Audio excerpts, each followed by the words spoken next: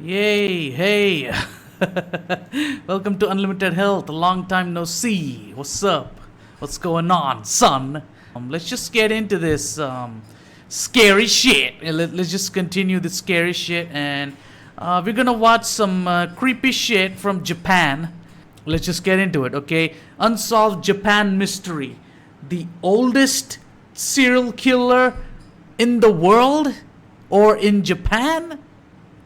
Could be, okay? So first, I want to go on Google and search who is the oldest killer? Who is the oldest killer in the world? I would like to know who it is. Okay? Anna D. Pistoia, also known as Baba Anushka, or even the Banat witch. Baba Anushka, that's an Indian name. I don't know. World's oldest serial killer, huh? He used her skills to kill up to 150 people in the late 19th and early 20th centuries. What the fuck? Oh man, she was finally caught in... Wait. Killed upwards of 150 people with this toxic liquid. She was finally caught in 1928 at the age of 90. At that point, she might as well die. She did all she could and just literally just escaped.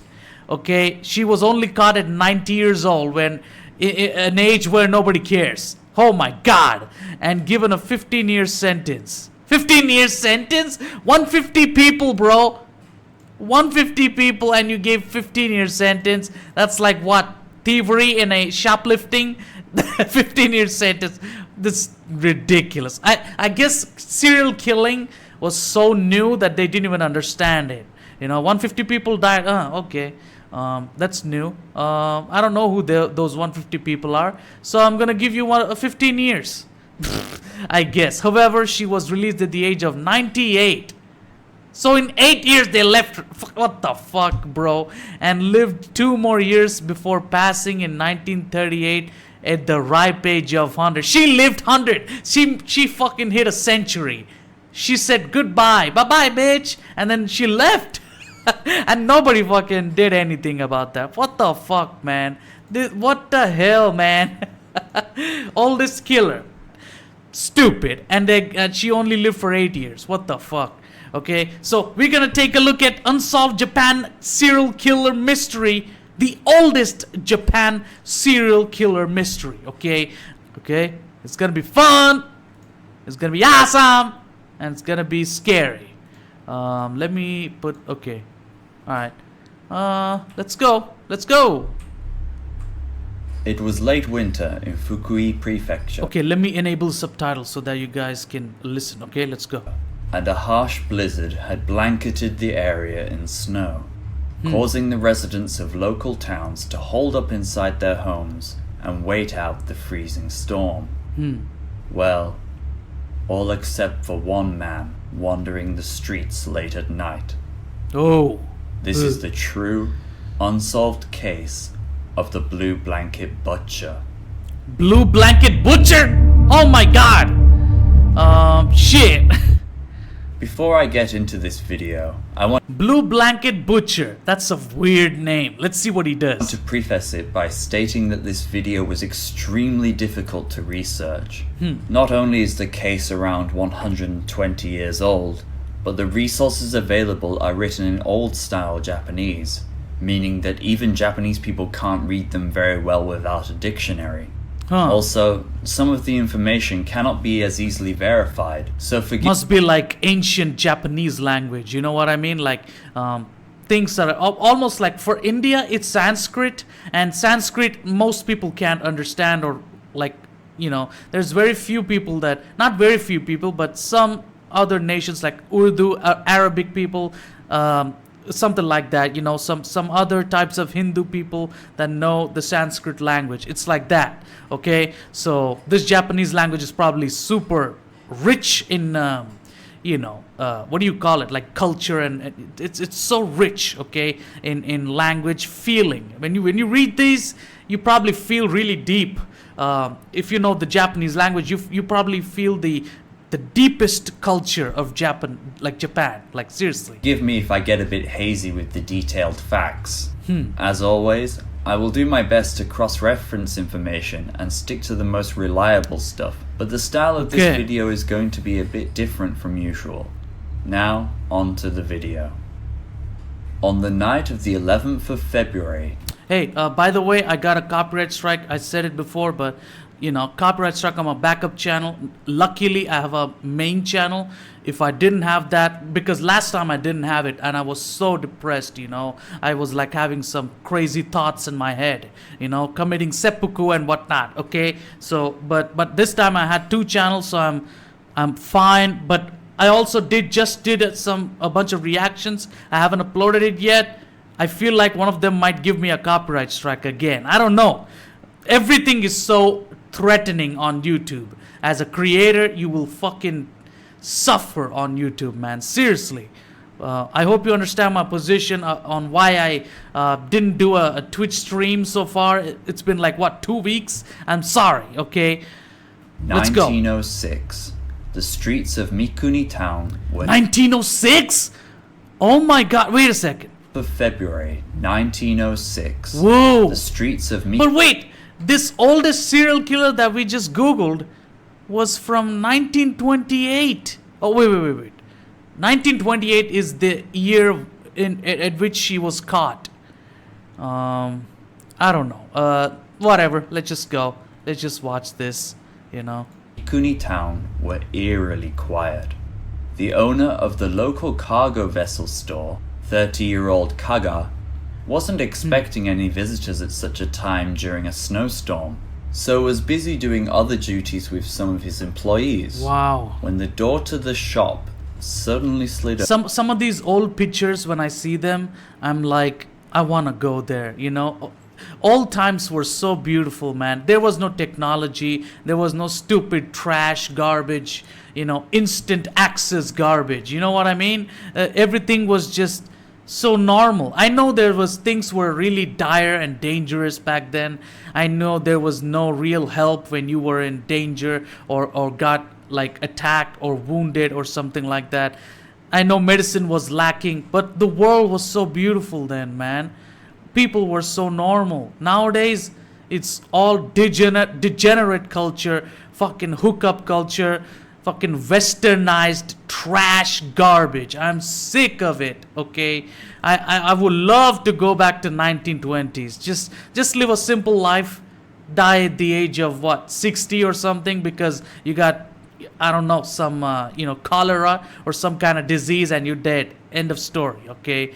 Simple life, unnecessarily we made it complicated unnecessarily. It just sucks. Whatever, let's go. And a man stepped inside. Oh. The visitor was male and looked to be around 30 to 35 years old. He was unknown to the owner Kaga or the other employees, but what stood out to them the most was the man's odd appearance. The visitor had wrapped himself completely in a large blue blanket. It wasn't the usual cape, mantle, or poncho that people commonly wore at the time, but was instead something similar to the large blankets you wrap yourself up with in bed at night. The bizarre appearance and... Was it like raining outside or something? If it was raining and some dude decided to wear a blanket and go in... because he didn't want to get wet and shit, and he went in, but he doesn't remove his blanket when he goes in. So you can imagine what was going in his mind. He was trying to do something terrible. That's the only explanation. Strange color gave the man an ominous aura. The visitor turned to the owner and said, and I quote, "Your aunt suddenly became sick and collapsed. Please come with me."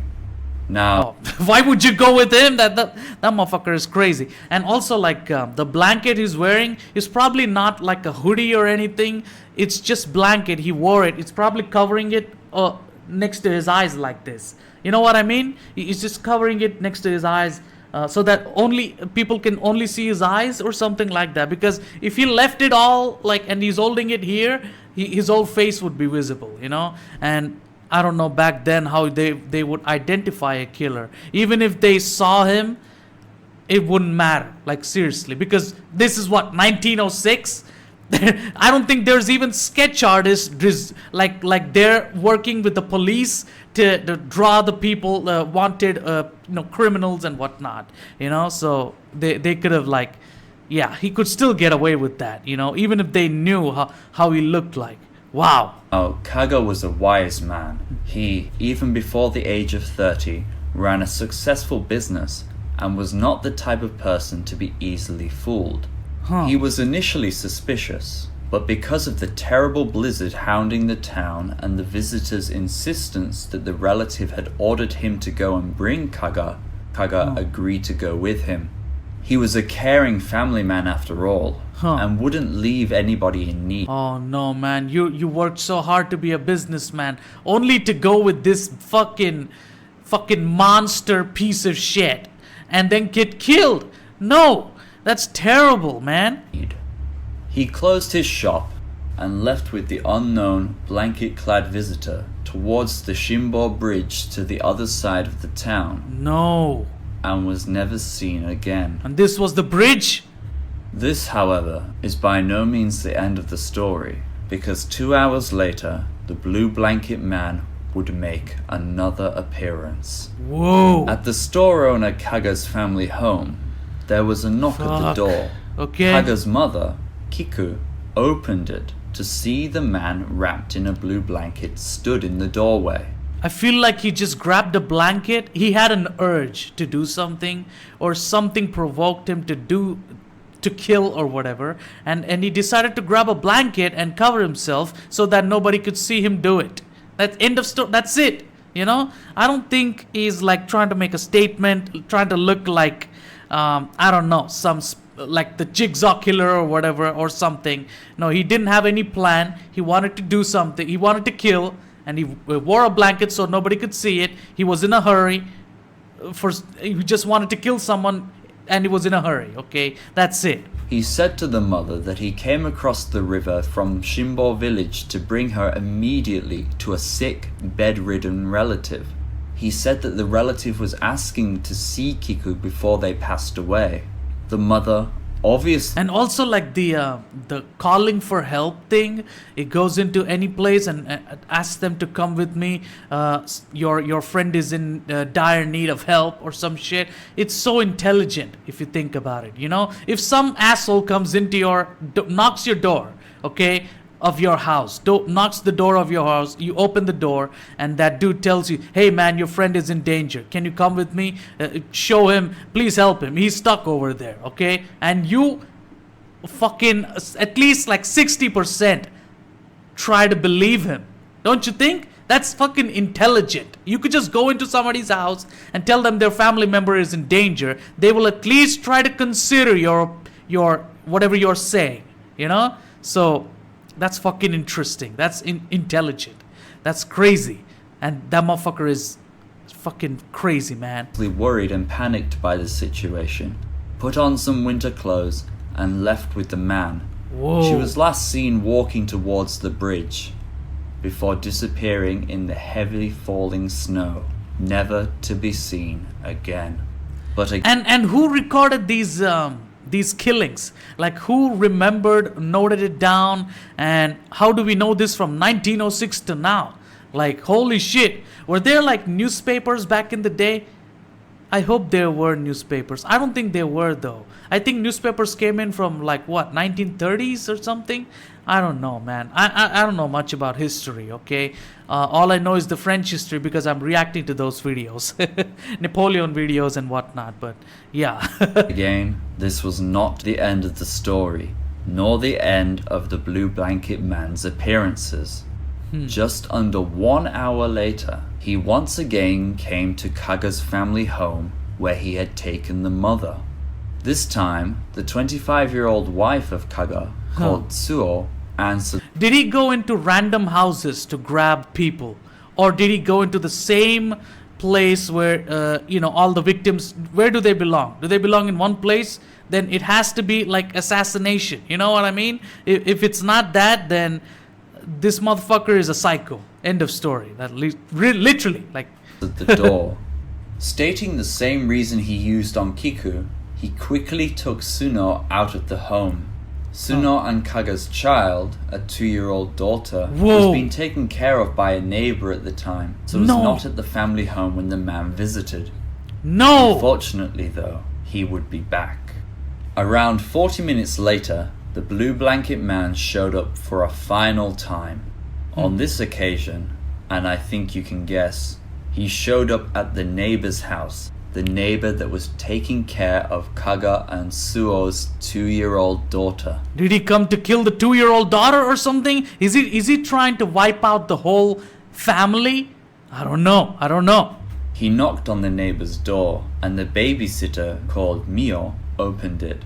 The man, still wrapped in the blue blanket, said that he came to collect the 2-year-old daughter to bring to a sick relative, the very same excuse he used for all the other incidents so far. Fortunately, the babysitter became very suspicious. She had been entrusted to care for this young child, and seeing the blizzard causing such chaos in the town, felt like she couldn't hand over the child to a man she doesn't know without the parents' permission. Obviously not. How can you give a baby to some asshole that says your friend is in need help? You need help. I'm helping. What the fuck? How can you give a baby to some dude like that? And this dude was like wearing a blanket, looking like a fucking ghost, trying to jump scare everybody. It's stupid. By this point, it was also extremely. She's fucking smart. She's smarter than all the fucking, even the businessman. Like seriously. Fuck. Late at night, and the man was described as being very scary. The blue blanket visitor suddenly changed. Rather than talk in a calm way he did up until this point, he became a little harsher and persistent, insisting that the child go with him. He probably was like, oh, come on, you can, how can you not give me that baby? Like, come on, don't you think there's people out there waiting for the baby? How are you, how can you say they didn't give you permission? I'm coming from them. They're asking to give the baby. Come on, give me the baby. Oh, come on. He was like, so, come on, come on. And he was so insistent. And, this is what's happening, I hope she never gave the baby. Holy shit. And also like grab a knife and stab him and just kill him, Mio stood her ground, however, and grew even more. I know I sound like a killer, but I'm just saying, like, he's the killer, so. Suspicious at the man. After she gave him one final telling off, one final refusal, the man, with an evil snarl, grudgingly turned away and walked off into the night, never to be seen again. Wow. This action by the quick-thinking babysitter ultimately saved that girl's life that day. My God! A feeling of relief, however. And how would you live with the fact that you just gave up a baby like that and dead bodies were found in the morning or whatever? That would just break your heart, man. And that woman did a good job. Holy shit. She did a better job than the men that disappeared that night. Can you believe that shit? Would be short-lived once the morning came around. In the early hours of the morning, a local carpenter was on his way to work. He was walking across the 500-meter bridge that connects Mikuni town and Shimbo village when he came across a ghastly scene. In the middle of the bridge was a huge blood stain. The wood and snow were completely stained with blood. The guardrail on one side had been cut away with what looked like a single axe stroke. Despite the huge amount of blood, no bodies were found. The carpenter, suspecting that a murder or foul play had taken place, went to make a report with the Mikuni police force. Investigators quickly made their way to the scene. After seeing all the blood and cut away rail guard, they believed that someone had committed murder before throwing the bodies off the bridge and into the Kuzuryu River. But this wasn't all they found. While patrolling and conducting surveys of the town, they also discovered a large amount of blood on the side of a small boat, moored nearby on the Takeda River, which joins to the Kuzuryu River. That's why I don't trust bridges, dude. Bridges are like long bridges and fat bridges, I don't trust them. It's almost like you're going into another town or some shit because they're so big and so long, and when you're in the middle of that bridge, it's like nobody knows what the fuck you're doing in the middle, okay? And the people are always on the other sides of the bridges, you know? They're not always walking on the bridges, and it feels like you're isolated in the middle. And I don't go on bridges, bro, you know? It's like, unless I have like a car and my whole family's driving somewhere, like a vacation or some shit, only then we end up on bridges. But other than that, on my own, I don't go onto bridges and shit. That's just, bridges are like weird, and they also shake when like big cars come in. I don't trust them. Like, it's weird, you know. After discovering Suo's body downstream on the riverbed, they conclude. What if you walked on the bridge and in the middle of the bridge some other asshole is walking across and you're just about to meet him, and he's the only person and you're the only person there. Only the two of you are the only people there.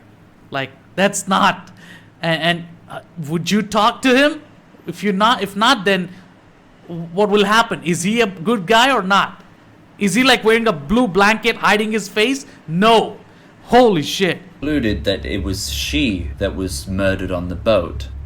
They theorized that perhaps the man had ferried her across the river on the boat rather than walk across the bridge, and killed her along the way before throwing her body overboard. Local police, seeing that this case was very serious and too big for the town force to handle, asked for assistance from the Fukui Prefectural Police Force. On the 14th of February, the Fukui Police Force... Isn't that crazy that just what makes someone kill someone so easily for no reason? I mean, are you like addicted to cannibalism or some shit? Do you like drinking human blood or what? Then why are you killing? Is it like are you like a pervert trying to, into necrophilia or some shit? I don't get it, bro. Searched the estuary of the Kuzuryu River and discovered another body, that of Kiku, the mother of the store owner and second victim. After finding the bodies of the two women, police initially believed that Kaga was the prime suspect because they couldn't locate him. But because there was so much blood on the bridge, too much for it to be from one person, they believed that Kaga had also been murdered. Unfortunately, his body was never found and most likely washed away down the river. That day, they also learned of the mysterious blue blanket man from the babysitter and store employees, which immediately brewed suspicion. They interviewed the other family members of the victims and discovered that none of them were sick, dying, or had requested that Kaga, Kiku, or Suo come and visit them. The story used by the blue blanket... This is so fucking creepy, and honestly, I would say that, man, this is so fucking terrible, dude. People can do anything. Anybody can do anything. Even if there's police, even if there's like strong people defending themselves or others, even if there's a Batman, the crime will still go on. Like, what the fuck? That's fucked up, man. Blanket butcher was completely fabricated, and so police concluded that it was used just to lure the people out of the store and home to be killed. One witness told police, and I quote, "I think the man was around 30 years old. He had a towel wrapped around his head that was tied at the chin, and on top of that the blue blanket covered his head and body completely, so I cannot give you any clear details." Police were also... So it was covered at the chin. That means that they saw the face, right? Or maybe it covered here, but then they could only see... He didn't say mouth, he said chin. So they probably saw his face. So were there no any sketch artists that could draw the criminal's face? I don't know, man. Also working hard to investigate and find a possible motive for the crime. As I'm sure you have noticed, all victims were from the same family, and the butcher even tried to kill the 2-year-old daughter, who ended up being the sole survivor. Investigators... I'm telling you, it was some, one of those people, one of those killers that would kill just one man or something. But this incident was like he had to kill a whole family, and they were supposed to be assassinated. Somebody paid him to do it, and it was a difficult task. Probably nobody did this before, and he wanted to do it, and he went and fucking did it, bro. I think he killed a bunch of people of a same family because he was told to assassinate them. That's what I think. Also, like the first guy, the first victim, he was a businessman. Okay, so maybe he had like enemies, So they could have like investigated that lead. But these motherfuckers from 1906 probably didn't know how to do that. I don't know, man. There's a police force. They probably knew how to investigate. So I don't know what happened. Maybe I gotta read some like article on it and see what exactly happened. I don't know. Just wondered if there was something personal with this crime, and whether it was aimed at the family in particular by someone bearing a grudge. Was it possible that the victims knew the criminal but didn't recognize him due to the darkness and blanket? Whoa. But Kaga was a highly respected man in the town. He was honest, hardworking. Was he into like politics or something? If he's into like politics, a runner-up for the next candidate for the election or something, that could be possible. If not, then maybe he pissed off some people, or some people might be jealous. It's so easy to have people that feel jealous because of your success. It's so easy. And didn't even drink alcohol. Many in the Your own family could be jealous of you. Maybe his own family assassinated the whole family. Who knows, man? town found it hard to believe that he or any of his family members incurred any kind of enmity from any. What if the babysitter is in on it? Who knows? Who knows? That's why the baby wasn't taken. Who knows? It's weird. Somebody's hiding something. And the answer is probably within those fucking walls. I'm telling you. You know, most answers for the most difficult questions are right in your fucking pocket, bro. I'm telling you. Anyone. At the same time, though, it's puzzling to think why someone would want to kill an entire family.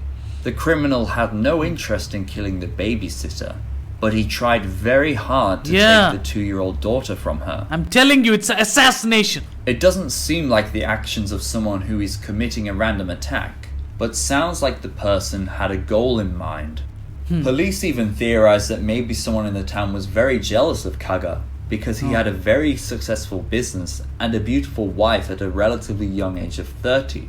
But police didn't get very a beautiful wife? Oh, an Asian one? Oh my god. Asian beautiful hot chicks. Holy shit, you know? Anybody can get jealous because some of the Asian women really hot. Let's just say. Just say that. Far with investigating this line, as there was no solid evidence. Of course, as this crime was committed in 1906, no forensic evidence could be collected.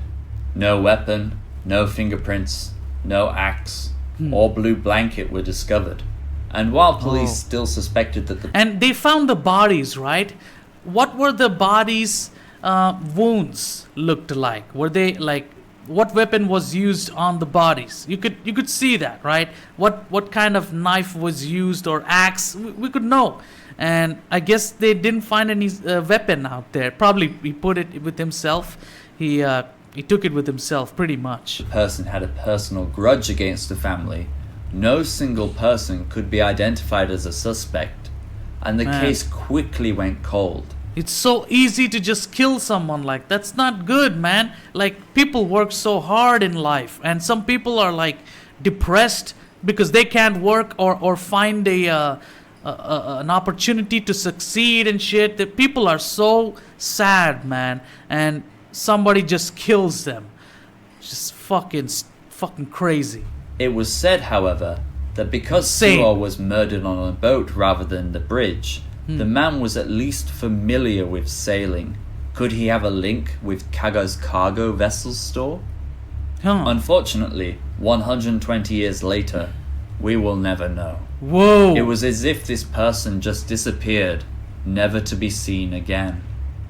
Or did he? This is why I keep telling you, man. We need a gadget. We need a gadget that can track people whenever we want. Especially when people go disappearing. We need a gadget that can track all the people and can tell you where the fuck your family member is, or whoever's, like neighborhood's family member or somebody, you know, like your friends. Where is he? You know, it can track, and it can tell you where anybody is at any time, even if that person is dead. Okay, we need a gadget like that. That would be so helpful. Like I know that freedom is very important, and privacy is very necessary. It's very important. But in these cases, I think at least it should be available for the police to track. You know, just say it. 4 years after this incident, there was another murder in Mikuni town. Whoa. The weapon of choice, an axe. Huh. It is said that a 26-year-old with serious mental issues had a fight with his father in the early hours of the morning. Whoa. Enraged, he went out on a random attack, killing one and injuring several more. Whoa. What's strange about this attack? Enraged, and he took an axe and went somewhere and started killing people? What the fuck? Oh my god, who is this bitch? I would like to teach him a lesson. Like, seriously. Is the location of the crime, Ormond, What the fuck? which was literally just down the road from Kaga's shop, in Whoa. between the store and his home, where the other two women were taken from. Whoa! Could these crimes be linked? Could this person have committed all of these? If he can get enraged and goes out on a murder spree, it's him. He probably did it. There's no other person that is capable of doing that. And this is like, what, the oldest killing spree? Like, holy shit, it has to be him. He's mentally ill. It has to be him, bro. Acts? It seems that the Blue Blanket murders were conducted by someone who was quite level-headed and intelligent. So I'm not sure if these incidents are linked. Huh. But let me know what you think in the comments. Fuck. In 1921, 15 years after the Blue Blanket murders, the statute of limitations passed, Whoa. and the police no longer investigated the crime. When was that? 1921? 1921 is when they stopped searching for it? Oh my god. Years after the Blue Blanket murders, That was so the statute close. of limitations passed. If they stopped searching for the killer at like what, 1960s or something, that makes sense. 1921 is so close, man. They gave up too easily. And the police no longer investigated the crime. Strangely, and in a bizarre twist, a 49-year-old man caught for a string of thefts by Kyoto police proclaimed that he was the Blue Blanket butcher in 1926. Whoa. Police, however, didn't buy his story because he couldn't get his facts straight or rely accurate information. He was a known liar and career thief. His previous crimes were completely different from those of the Blue Blanket murders, and he wasn't even in Mikuni town at the time. It was very clear to everyone that he was just saying these things to waste police time or get attention. Even if he were the criminal, the I would say it's that mentally ill, crazy man. Okay, statute of limitations I'm telling had already you, passed. He's right there, and he goes on a killing spree years later. What the fuck? So he couldn't be persecuted for them anyway. You have to wonder though. What if we use the DNA technology now? Can it work? Do we have like any form of DNA? Like what happened to that boat? Is there fingerprints on some of the bodies? I don't know. Why did he confess? So that is the case of the Blue Blanket butcher. I think I agree with the police theory that this person had a grudge against the family.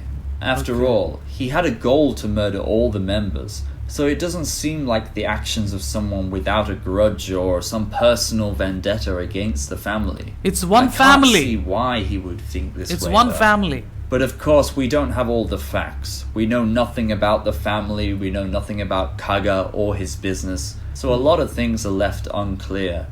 In any case, this could be Japan's oldest unsolved true crime mystery, so I hope you found it interesting. Like most of my other videos, there are no English resources on this case, so it was very difficult for me to get reliable information. But I will work hard to translate what I can and bring you original content. While I cannot prevent bigger, more established YouTubers from taking my videos and making their own on the case, I would appreciate a shout out if you do. Shout out to Kyoto Roboto for doing the. I'm reacting to his stuff. Okay, so shout out to him. Sorry, don't copyright strike me, please. least you can do after all, considering the amount of work I have to do as a Japanese speaker to translate this stuff. Oh. Anyway, thank you for watching my 7th YouTube video. Cool. If you liked it, feel free to give it a thumbs up and subscribe if you want to see more. Crazy. My next video is probably going to be something super different from usual, but I hope you look forward to it nonetheless. Cool. Until next time, goodbye. Wow. Insane. That was probably the oldest case ever in Japanese history, like literally. Okay, so that was that. Let's watch something else. Let's watch something cool. Okay, Yachio family incidents. This is a solved case. Okay, it's a solved Japanese case, and I hope it's scary enough. It's gonna be cool. Let's watch it. Okay, it's only 10 minutes long, and it's gonna be fun. Okay, let's go. Full screen, please, because I'm editing. It's all lagging up in here. Okay, but let's go. All right. The footage you are seeing is a CCTV recording of a young man moments before he commits a terrible crime against an elderly family in Yachio, Ibaraki Prefecture. Whoa! This is the true solved crime of the Yachio stabber. Shit. It's a solved case, so good. Because I'm tired of these mysterious cases where we can never find these motherfuckers. But this is solved, thankfully, okay? In the early hours of the 24th of August 2019, a 42-year-old man was awoken by his pet dog's barking. The dog was well trained, so it was very unusual for it to suddenly be so active in the middle of the night like this. Okay. He started to get a little worried, however, when he realized that the dog was barking towards his elderly parents' house. Whoa. He entered the main building of his family house complex at around 3:15 a.m. and made a shocking discovery. On the floor of their bedroom, covered in blood, were his 76-year-old father Isayo and 72-year-old mother Yuko. Whoa. He immediately called for an ambulance and did what he could to stem the blood flow before paramedics arrived. What the hell? The police and ambulance crew... And how do you stop blood anyway? Like, it just gushes out like water. I don't know. How can you stop it? Unless you have like sponge or like cotton or something. Even that, I don't think it will stop the blood. I don't know. Especially when like fucking getting stabbed and shit. Quickly came to the scene, but unfortunately it was too late for the father. He had sustained more than 10 wounds to his chest, and his death was confirmed 1.5 hours after his body was discovered. The mother received several wounds to her abdomen and was in a critical condition. She was rushed to hospital along with the father. Next to the collapsed victims, police found a blood-stained kitchen knife, the type used to cut sashimi. What the From then on, in the early hours of the morning, they began their investigation. Shit. The house was in a very rural area, surrounded by rice fields, factories, and dotted with houses. Probably like a poor family, like almost like farmer's family, you know? People that live in those places are so beautiful, by the way. Next to like rice fields and shit. Wow, man, you got a beautiful life there. Like, your life is beautiful. You know, people that work in the fucking cities, getting paid hundreds and thousands of dollars, and yet their life sucks. It looks like shit, and they go into these really fucking, tight places, areas. Their house is filled with trash. It's terrible. But the farmers, they live in such beautiful places. I envy them, like, seriously. The police began interviewing people who lived nearby, both neighbors and workers who came to the area.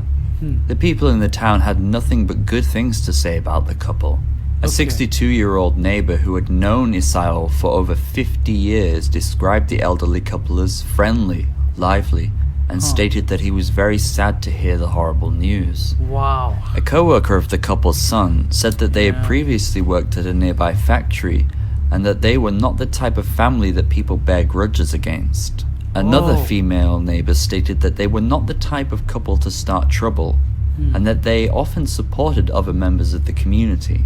Man. In other words, no one knew why someone would do this, and all were very shocked that it could happen to such a loving couple who were friends with everyone around them. Oh, man. Whoever did this was clearly very dangerous. And when we're talking about the current generation, our current generation sucks, bro. Especially the new generation that's come, Gen Z and all of them fucking assholes. They suck, man. People that were born in like 1960s and shit, 1940s, 50s, 70s, they have born in the most nicest times, and they should be respected no matter what, no matter how much old they are, you know. This kind of shit is really sad, you know. And what happened to our current generation? It's I blame the social media and fucking shitty you know, modern times. I blame it. The technology, it sucks. Police also began doing a physical examination of the house. They quickly determined that the door to the home had not been locked and that the killer had been able to access the building without force. Now, leaving doors unlocked, especially in the countryside, is pretty common in Japan due to its relatively safe society. The entrance to a home, or genkan, is somewhat considered public, and it is not uncommon for... And also, like, their houses are, like, really lightweight. I don't know what to say. They have, like, sheets for doors or something. Anybody can tear through it with a fucking knife. It's like paper. I don't know, man. It sounds like their culture is all beautiful and wonderful and shit, but their security is not that tight, you know? They don't put...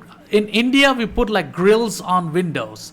We'll put grills, even on like some people put grills in front of doors, main doors and shit, so that they can lock up and nobody can enter and shit like that. So, you know, we're safe, at least in our homes, you know. But in Japan, it's like the samurai type of culture with the paper sheets, doors, and it's just weird and ridiculous to me, you know. For a neighbor or postman to enter the home unannounced and stand there. Sliding doors, paper sliding doors. I don't know why they put that. I mean, I get the culture, but still, like, what if somebody comes in and starts murdering you? Or steals something from your house? Like, anybody could come in and steal some, you know, if you have any golden necklaces or whatever, they will steal it. I have lived in the countryside myself and experienced it, much to my surprise. The police also found footprints in the home, but not those made by shoes. They were able to determine that the killer removed their shoes at the entrance and walked around the home barefoot, perhaps to avoid making a sound. The killer never looked for anything in particular, or rifled through cupboards or anything like that, meaning that police determined that the crime was not a burglary gone wrong, but one where murder was the sole motive. They believe it all happened very quickly, and that the killer went straight to the couple. Wow. The knife, perhaps the most crucial piece of evidence, was taken away to be investigated. In the meantime, the police continued to investigate the area and conduct interviews when they found another vital piece of evidence. When interviewing a neighbor, police discovered they had a home CCTV unit installed and asked for the footage. These CCTV cameras are life-saving, bro. You need a CCTV camera at every fucking corner of any street, okay? In like fucking billions of them in all of your nation. Like, seriously, holy shit. Because we don't have anything else. That's why I'm saying we need a gadget that can track people disappeared, killed, or killers, and all that, you know? That footage was what you saw at the beginning of this video. Let's watch it again. We can see that at around 1:30 a.m. a figure comes walking past the neighbor's home. They turn towards the home before turning on their heel and continuing to walk up along the road. towards the victim's home. From the footage, we can see that the person is most likely male, has their hood up, is relatively slim, and seems to walk with purpose. Police... No, I don't think he walks with purpose. He just comes over here, but then turns around. I think he's walking aimless. He just random idiot. That's what I think. He just... let's go on this side of the street. No, let's go there. Let's go into that house. Let's murder that couple. That's what he thought. Like, seriously. Police and other experts discussed the possible theories for the sudden turn on the heel. They believe that he could have seen the CCTV camera and decided to take another route, or simply gotten lost because of the darkness and quickly realized he didn't know where to go. So he went somewhere and found a house that is completely open, and he went in there and fucking killed. Realized their mistake. The fact that the person quickly turned around and continued down at a relatively quick pace showed to the police that the person was familiar with the area. But this is not the only was he looking for someone? That's even more creepier. Footage found on the CCTV. Whoa. At around 2:50 a.m., 1 hour after the first piece of footage, what the same figure can be seen sprinting away from the victim's home in the direction he originally came in. He's moving very fast and like an athlete, making police... I wish I would fucking beat the shit out of him. Suspect that the person was very young. I would beat him so hard that I would be the killer. You know what I mean? I would beat him so hard that he would die by morning. Like, seriously, holy shit. And physically fit. So the police were looking for a young man familiar with the area, in a community of elderly people. Like, poor old couple, man. What did they do? You're gonna go into their house and murder a random couple that did nothing in their lives? You're gonna kill them? What the fuck? Police believed it would not be too difficult to solve. 4 days after the incident, on the 28th of August 2019, the wife, Yuko, was well enough to provide police with additional information. Oh, okay. She was... Okay, the wife is good at least. Oh, man. In a police interview, she said, and I quote, "It looked like it was a man. We were suddenly stabbed by someone wearing a balaclava. I have no idea why he would do this." The fact that the criminal wore a balaclava made police believe that he was known to the victims and people in the area. They also theorized that the criminal knew the door wouldn't be locked and would have an easy time killing the occupants inside. It still wasn't enough for the police to go on, however. But then, they traced the knife. The day before the attacks, at around 5 p.m. in the early evening, a young man went to a local hardware store and bought just one item. A sashimi. Just one item. Stupid motherfucker. Okay, whatever. Good job. Make yourself known. Knife. Fucking retard. Enough. Police were able to obtain footage from the CCTV cameras at the store and discovered that the person who bought the knife was not Japanese. Whoa! What the fuck? The man who bought the murder weapon, the exact knife found at the crime scene, was a 21-year-old Vietnamese trainee farmer who lived about 2 kilometers away from the victim's home in a dormitory with other foreign workers. A foreigner? What the fuck, man? A foreigner, of course. What is a foreigner doing in Japan like that? What the... And also, like, he's Vietnamese. Probably wouldn't... people probably wouldn't notice the difference between Japanese and Vietnamese. Probably only Japanese people notice the difference, you know? I don't know, man. It's weird. Once more, he worked on the farmland directly behind the victim's home, meaning he was very familiar with the area, house, and family who lived there. Bare footprints found in the victim's bedroom where the murders occurred also matched those of the Vietnamese man, named by the media and police as Nguyen Dinh Hai. Fucking piece of shit. I want to teach him a lesson, bro. Like, wow. How dare you? Police interviewed other foreign workers at the farms and dormitory and concluded that the man committed the crime alone. He was said to be a very quiet individual, and other workers stated that his behavior was not strange during his next workday after the crime. After interviewing Gwen, he simply stated that he didn't do it, despite the damning physical evidence linking him to the crime. He was arrested and persecuted for the murder of Isao and the attempted murder of Yu Ko. What a fucking pussy. Look at the bitch in the back. Fucking, and nobody, beats him or anything.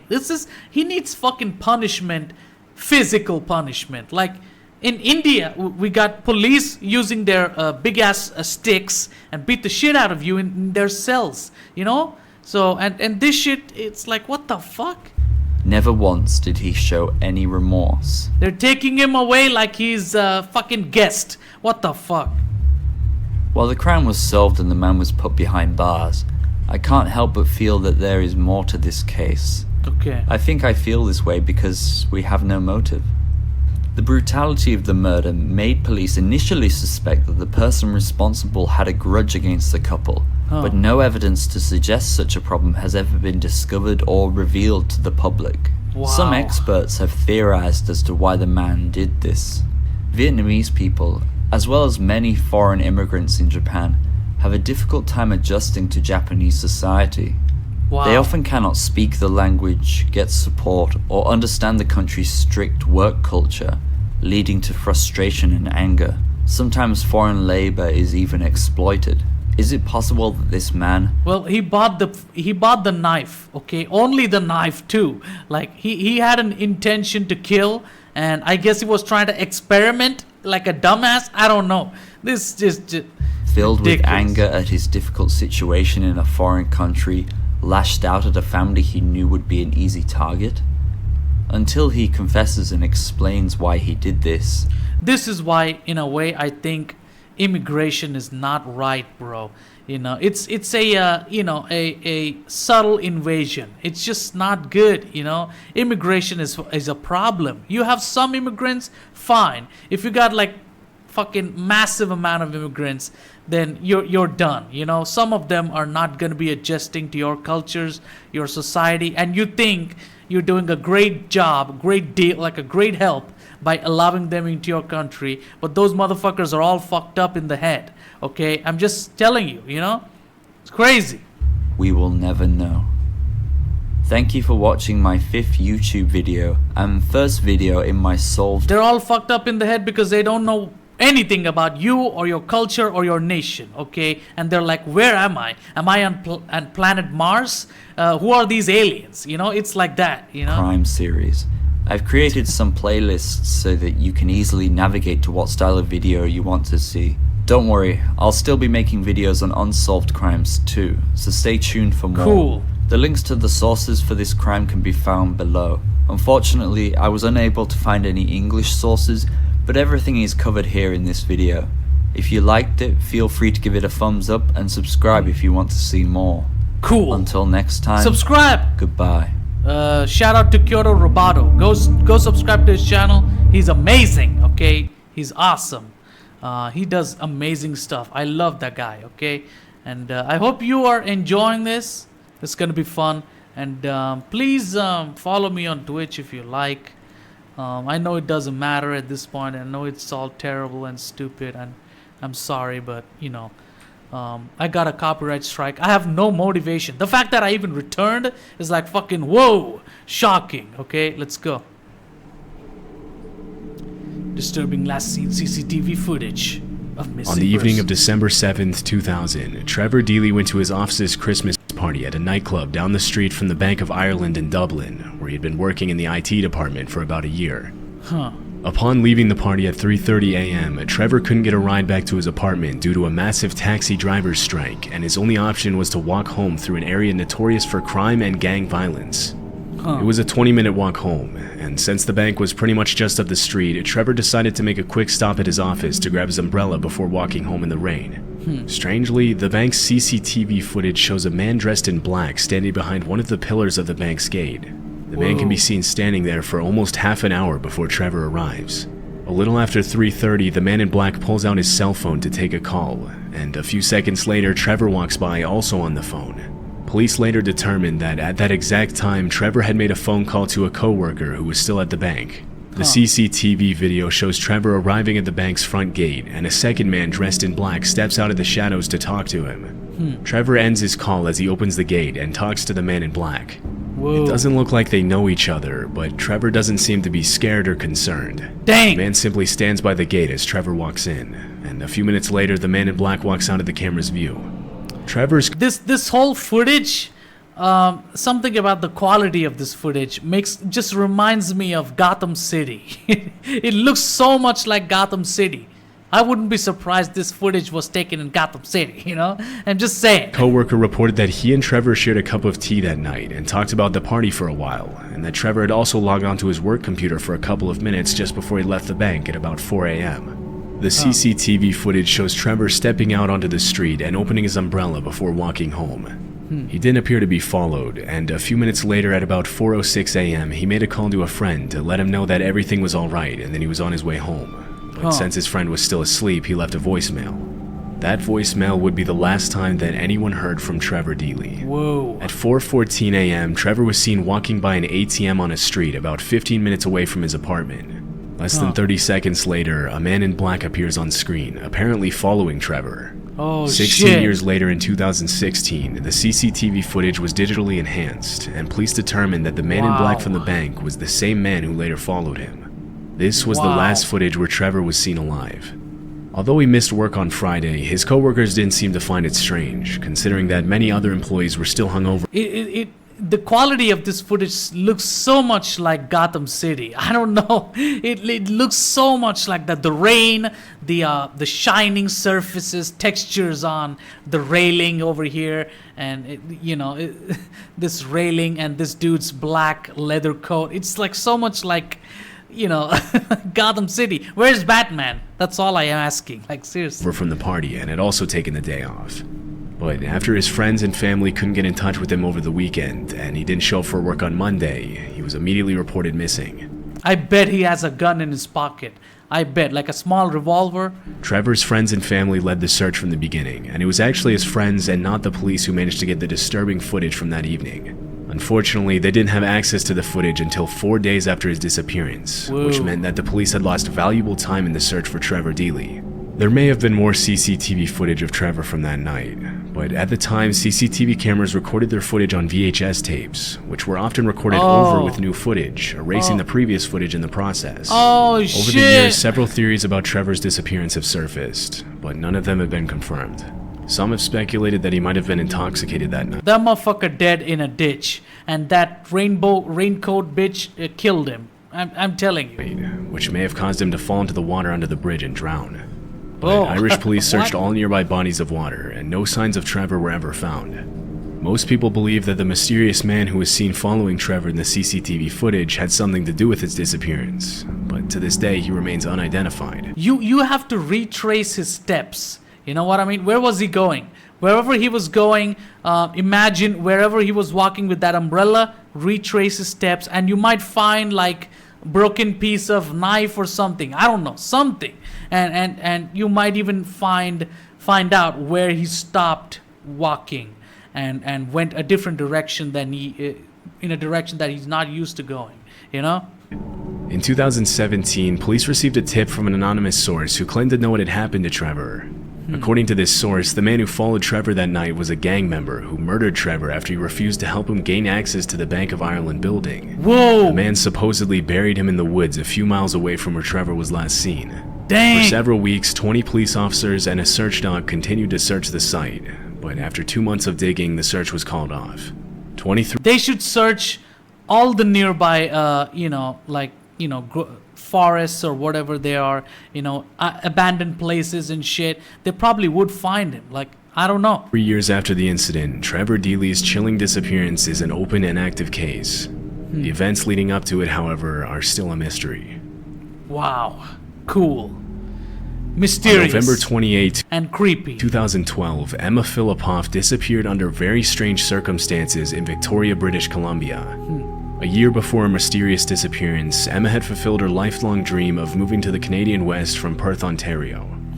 Although she arrived in Victoria without a job or place to live, Emma quickly moved in with a friend and found work at a local cafe while she looked for her own place to live. Things seemed to be going well for Emma, but when winter came, she became much more withdrawn and started acting in strange ways. According to her roommate, it wasn't uncommon to see Emma engage in obsessive-compulsive rituals and erratic behaviors and fall victim to what seemed to be manic episodes. Just a few months after her arrival in Victoria, Emma abruptly left her friend's apartment, quit her job at the cafe, and began living pretty much anywhere she could find.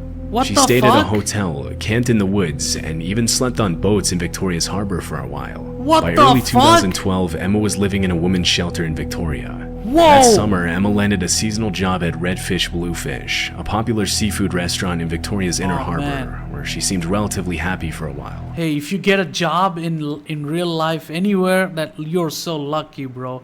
I wish I could get a job, you know. I tried, but the opportunities over here are like so hard, and I gotta go like kilometers, so many kilometers, so far away to work in that job. And everybody's like, it's so hard, and people will probably use you like a slave, from like even like doing night shifts and whatnot, you know. It sucks, but she's lucky. She got a second job at a seafood place. I love seafood. Really. It was also around that time that Emma bought a red Mazda MPV van in hopes of permanently living on the road and traveling to different cities in the US. She got herself a van? Holy shit, man. She's so lucky, bro. And then she decides to go crazy. Mexico, and Canada. When she left her seasonal job in October, she assured her co-workers that she would be back in the spring. Unfortunately, Emma's mental health struggles kept her from reaching the freedom she longed for, and her behavior grew increasingly erratic and unpredictable. Hey, somebody give her some medication or send her back to wherever she came from. I swear, these immigrants, these idiots that go into another country or town and decide to live a new life, these people are fucking idiots, okay? They don't have anything, they don't have a family, they don't have parents, they don't have anybody, and they decide to go in as if they can do everything on their own. It's just so stupid, you know? Fuck these bitches, you know? In the months before her disappearance, her friends and some of the staff at the women's shelter mentioned that she had been acting paranoid over an unnamed man she had dated back when she was a culinary school student in Perth. She never mentioned whether they had kept in touch, but this seemed to be one of the causes for her paranoid behavior. A few weeks before her disappearance, Emma had an episode where she dragged the furniture in the women's shelter across the street and later claimed that she heard voices coming from the furniture telling her to do it. What the fuck? Around that time, she also gave away and sold many of her personal belongings. And none of her friends or co-workers, none of them thought to like, I don't know, bring an ambulance or you know, make her join an asylum or some shit, like a psychiatrist or something. Nobody did anything to help her. Like, what the fuck? On November 20th, Emma was seen on CCTV at the YMCA in Victoria. In this strange video, she can be seen walking in and out of the building several times in the span of 14 minutes. Oh my god. Some people have speculated that she might have been trying to hide from someone. You crazy others bitch! Claim she was probably waiting for a ride and didn't want to spend the entire time outside in the freezing cold while her ride arrived. Crazy people! But neither of these theories were ever confirmed. 3 days after this footage was captured, Emma had a series of emotional conversations over the phone with her mother, during which Emma asked her mother to let her move back in with her in Perth. Yeah. Her mother agreed, but grew concerned after Emma changed her mind several times between moving back to Perth and staying in Victoria during their conversations. On November 20th, she's stupid. She's so scared. She's so scared. I could already sense it. She's scared so hard that she doesn't know where to fucking go. And that's why she's all walking around and shit, you know? So who is it that's scaring you? Why can't you open your damn mouth and tell everybody and you know, spoil the mystery and I don't know, make yourself safe, you know? Just saying. 28th, Emma's mother realized she was living in a woman's shelter after she dialed back a number that Emma had called from, and a staff member answered the phone. Concerned about her daughter's well-being, she immediately took a plane to Victoria. Early that same day... And the mother doesn't give a fuck where she's going, but as soon as she disappears, she gives a fuck. These parents are so careless. They don't give a fuck about their children, man. It just sucks. Why? Because she's 18 plus? She can do anything she fucking wants? That makes no sense, bro. At around 8:30 a.m., Emma was captured on CCTV walking into a 7-Eleven and buying a prepaid card for $200. Later that afternoon, she went back to the 7-Eleven to buy a prepaid cell phone. She's gonna make quick calls to the police and help herself? No. She's gonna disappear with it. Which she never activated. The She video never shows activated. Emma repeatedly looking out the window and hesitating before leaving the store, as if she was trying to avoid someone on the outside. Her paranoid behavior suggests that she might have been followed or threatened, but this was never confirmed. After finally leaving the 7-Eleven, she arrived back at the shelter at about 6 p.m. to find out that her mother was on her way to pick her up and take her home.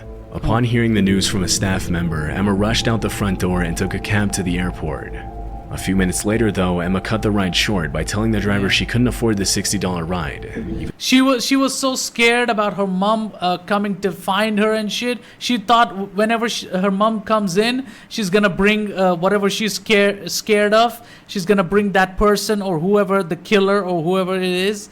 And she got scared and grabbed a cab and then she fucked off. Holy shit! Even though reports mentioned that she had over $2,000 on her at the time.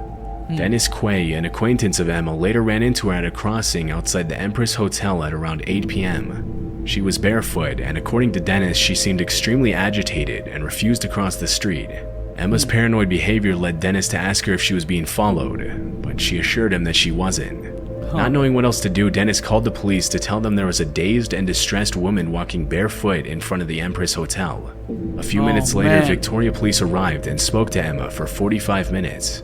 Somehow, Oh. the officers decided that she was not a threat to herself or anyone else, and they let her go.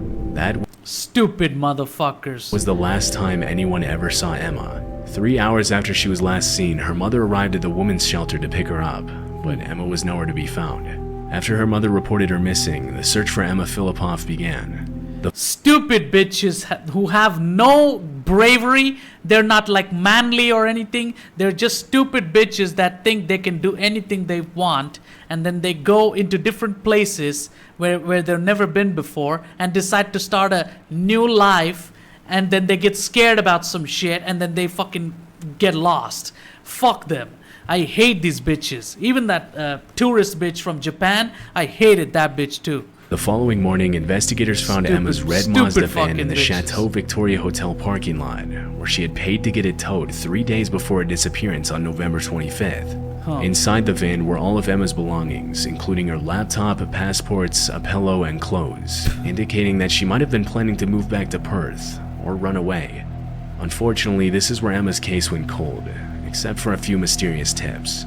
In 2014, a man in a green shirt walked into a convenience store in Gastown, about 75 miles north of Victoria. According to the store owner, the man ripped off a poster advertising a $25,000 reward for finding Emma, telling the owner that Emma wasn't missing. He claimed that Emma was his girlfriend and that she had been living with him and that she ran away from her family because she hated them. What Although the the store fuck? owner reported this to the police, the man was never identified.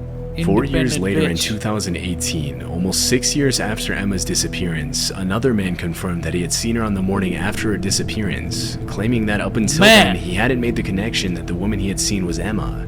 According to the man, Emma was standing on the side of the road, barefoot and soaking wet, looking nervous and paranoid as she asked the man for a ride. She claimed she was going to visit a friend in Colwood, about 10 miles from Victoria. The man told Stupid Emma he couldn't bitch. take her that far, but he She wanted to hide from something. She's so scared that she wanted to hide from somebody and she went away, man. I don't know if she's alive or dead. And if you got like a sister or like a mother that is like super independent, these fucking progressive stupid bitches, if she's one of them, then say goodbye, because these pieces of shit will go anywhere they fucking want, and they'll fucking killed or raped or whatever the fuck. Okay, these motherfuckers are hopeless. They're crazy. They'll go anywhere. Start a new life. Fuck them. drove her a few miles and dropped her off at a nearby gas station. After that, nobody ever saw Emma again. Strangely, the identity of this friend that Emma mentioned she was going to visit is still a mystery. Although Emma's mother has searched non-stop for her daughter for several years, the cause for Emma's disappearance is still unknown. Stupid. You're gonna let your daughter go anywhere she wants, and you're surprised when she get disappeared or raped or killed. Wow. You have no rules. You don't care. You don't give a fuck about your daughter unless she disappears. Wow. Then you give a fuck. So crazy. So stupid. Oh my god. Some people speculate that she might have fallen victim to the man she mentioned she dated back in Perth. Why? Just because she's 18 plus, just because she's of age, she's gonna let her daughter go anywhere she wants. No sense of rules, no sense of morality, nothing. Stupid. Even though the police interrogated him and eventually cleared him. Another possibility is that she was kidnapped by the man in the green shirt in the footage. Due to Emma's mental state in the weeks leading up to her disappearance, other people think that her mental health struggles might have gotten the best of her. 11 years later, and police still don't know whether Emma even left the island in the first place, or if she's still out there somewhere. Stupid. Oh my god. The haunting disappearance of the Jameson family in 2009 gained public attention and media coverage after some disturbing footage of the family was found by police. In 2009, I think we all know this, okay? This is infamous disappearance. Top 10 disappearances. This shit is gonna be in there, you know? Bobby and Sherilyn Jameson lived with their 6-year-old daughter Madison in Eufaula, Oklahoma. Although they lived what appeared to be normal lives, the Jamesons' marriage was a rocky one, and police have long tried to figure out if their difficult circumstances were somehow tied to their disappearance. Around the time of their disappearance, the couple had been dealing with financial issues.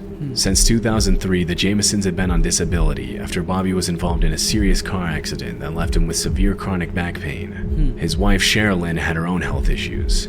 She had been diagnosed with bipolar disorder, but sometimes refused to take her medication. In 2009, the family decided to drive up to check out a 40-acre plot of land in Red Oaks, Oklahoma, about 30 miles away from their home in Eufaula. They specifically asked to inspect the plot of land without a real estate agent present. The Jamesons had told their friends and family that they were planning on moving there to start a new life after pulling their 6-year-old daughter Madison out of kindergarten over some kind of disagreement with their daughter's school. During the week they drove. And why would they buy a plot of land in a barren, empty place like this? It's not even like covered with green, lush, beautiful grass or anything. It looks like it's just dry. It looks like a desert. To Red Oaks, nobody heard from the family. Because they were an unusual. This place looks like you can hide fucking 10,000 dead bodies and nobody would fucking find out. And they were going over here to buy a plot of land? That makes no sense. Usually private family that often went off the grid without contacting anybody for weeks at a time. Nobody assumed that the Jamesons had disappeared. But after a pair of hunters discovered the family's truck abandoned on a dirt road at the edge of the woods 9 days after they were last seen, it was clear that something was wrong. Inside the truck, police found a GPS, cell phones, empty pill bottles, wallets, and $32,000 in cash, which was extremely strange considering the Jamesons had been struggling financially. Disturbingly, the Jamesons' dog was found alive in the truck, dehydrated and starving after spending days in the locked vehicle. Police also reported that they found a chilling 11-page angry letter from Sherilyn to Bobby, in which she accused him of hating his daughter and being a loner and a hermit. According to a specific police report, there was a haunting sentence in the letter that read, "I would not wish my daughter to be raised in foster care because of you being in prison for attempted murder and her mother dead." At this point, it was impossible for anyone to know what had happened to the Jamesons. But immediately after it was determined that the family was missing, police started a search around the area where the truck was found. For 9 months, a search team consisting of 400 volunteers, 16 search dogs, unmanned drones, planes, horses, and a specialized search unit scoured the woods in search of the missing family. During this time, police found unsettling footage recorded by the family's home security cameras from the day the Jamesons vanished. In the video, Bobby and Sherilyn can be seen loading their truck in preparation for the trip, but something immediately seems off about the footage. The couple make over 20 trips to load the truck, sometimes putting things in the truck and then taking those same things back to the house, then back to the truck again. A few times, the husband and wife even walked from the truck to the house and back again without carrying anything in their hands. Strangely, the couple changed clothes several times throughout the video, and it's hard to tell exactly with the low frame rate of the footage, but they seem to not interact with each other a single time. The psychologist that was called in to review the footage immediately attributed the couple's bizarre trance-like movements and strange behavior to illegal drug use. Bobby had a history of drug use, but it was never confirmed whether the couple was under the influence of drugs during the video. After looking deeper into the Jamesons' lives, police were only left with more questions. A pastor close to the family mentioned that shortly before their disappearance... Hey man, if you have some problems in your family, please don't take it too seriously, okay? Things are always gonna be like that in real life, okay? Problems are always gonna arise. You don't have to beat your head over it, okay? Just calm down. Make everybody stay safe, okay? You will lose things in life. You will lose forever in life sometimes. Most of the times, you will lose. You don't have to take it seriously and just be devastated or anything, okay? If you have some, like, a family member pass away or die, don't be overly emotional to the point where you're like, oh my God, how am I supposed to live? Don't do that, okay? Just stay calm. Everything will pass away. Time is your enemy, and at the same time, time is your friend. So let him be your friend. Let time be your friend, and you'll be better by the end of at least a week or a month at least. You know, you're gonna be big. You're gonna be better. You're gonna be a better human being. Stop taking everything seriously. And these motherfuckers, look at these. They grabbed their fucking car and left somewhere, and they abandoned it and killed themselves or whatever. Just makes no sense. Left the dog inside too, like a bunch of idiots, you know. Bobby had told him that there were spirits living on the roof of his house, and he had even requested that an exorcism be performed at his home multiple times. These people are hardcore spiritualists. So imagine, they probably thought like, the ghosts are chasing us. Let's fucking, drive this shit to somewhere and hide somewhere. And then they got killed or killed themselves because they wanted to escape the ghosts or what. It just makes no sense, bro. Bobby Jameson also don't take anything too extremely either. Just don't. Just be normal, man. Owned a copy of the Satanic Bible, which he had been reading before his disappearance to try and find a way to make the spirits leave his house. Friends and family members have also mentioned that they believe the house was haunted, and many of them reported having paranormal experiences and feeling an overwhelmingly dark presence whenever they visited the house. Oh my God. Despite the validity of these claims. Sure, look, I believe in some form of religion and some form of spirituality. I do. There could be bad forces. I get it. But then you're driving somewhere, abandoning your house, going somewhere else with $30,000 cash. You are fucked in the head if you're doing that. That's crazy. Claims it is known that Sherilyn Jameson was involved in a kind of witchcraft. She frequently held seances at her house and fucking witchcraft. Often spoke about her supposed paranormal experiences. Sherilyn owned cats, and after they died, she suspected that her neighbors had poisoned them, so she spray painted the words, "Witches do not like it when their cats are killed," on a large metal storage container on the Jamesons' property. Whoa! The mystery around the case continued to grow, but it wasn't until November 2013, 4 years after— Did they kill a bunch of cats? I hope not. In the name of witchcraft, did they kill a bunch of cats or something? I don't know, man. The Jamesons' disappearance, that 2 deer hunters stumbled upon the skeletal remains of 2 adults and a small child, about 3 miles from where the family's truck had been found 4 years earlier. Whoa! Because the bones were heavily decomposed. And I even saw like they took a photo of their daughter, and she was like almost like crying like that, you know, in this pose, and it was like, holy shit. What the fuck were they doing? Did that motherfucker carry like a gun? And was he like planning to kill all of them and then kill himself? I don't get it, man. That girl looks so scary. This dude is not going to show that image, but it's there. You know, go search up on YouTube itself. Like search up Jameson Family Mystery, and you'll see a lot of details in there. It's just weird. It's the family is fucked up, okay? The family is so fucked up. They're all into witchcraft, satanic Bibles and shit. And what do you think is gonna happen? They're gonna be all confused and running around, getting into jungle alone, leaving their dog in the car like a bunch of idiots. And they're gonna kill themselves and shit, you know? If you believe in ridiculous, crazy shit that can make you crazy, then you're gonna be crazy, and then you're gonna crazy yourself. You know? It wasn't until 8 months later that forensic investigators were finally able to confirm that the skeletons belonged to the Jameson family. Due to the state of the skeletal remains, the cause of death couldn't be determined. With so many disturbing events and unsettling circumstances leading to the family's disappearance, many theories about what had happened to the Jamesons began to surface. Police began by investigating Bobby Jameson's father in connection with the murders. Less than 6 months before the family's disappearance. And their bodies were found 3 miles away from the car. So you're telling me for 3 miles they walked on foot? That's fucking ridiculous. They're fucked in the head, man. Bobby had sued his father for $10,000 for making him work unpaid at his gas station, promising him that he'd give his son a stake in the business in the future. After his father sold the gas station and refused to pay him, Bobby started a lawsuit against his father. But things took a dark turn, and Bobby had to get a restraining order after his father threatened to kill him and his family multiple times. Whoa! Even though Bobby's father was a known meth user and was involved in criminal activity, police concluded that he was not involved in the family's death. One popular Whoa. theory is that, considering Bobby Jameson's drug use and the unexplained $32,000 found in the family's car, it's possible that the Jamesons were involved in the drug trade and were killed in a drug deal gone wrong. The area where the bodies were... I don't think it's drug deal. I think they were like super hardcore spiritual people and they lost their mind over it. And then they killed themselves thinking that they were avenging angels or something. It's just like stupid shit, you know. I'm religious. I believe in some form of spirituality. But come on, man. I'm not gonna go kill myself over, you know, satanic Bibles and witchcrafts and shit.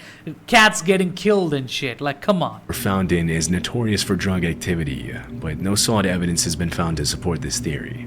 Police found a small hole on the back of Bobby's head, but forensic experts believe that it was too small to be a bullet hole and that it was most likely caused by animals after his death.